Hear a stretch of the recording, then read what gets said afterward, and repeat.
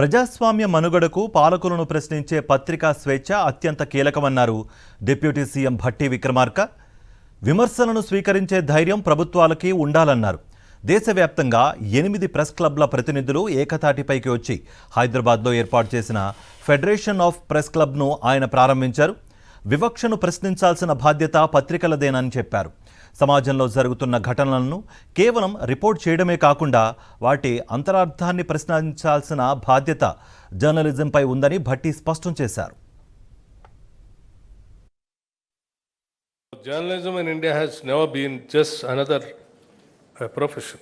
It has been part of the making of India itself. Look at the history of our freedom struggle.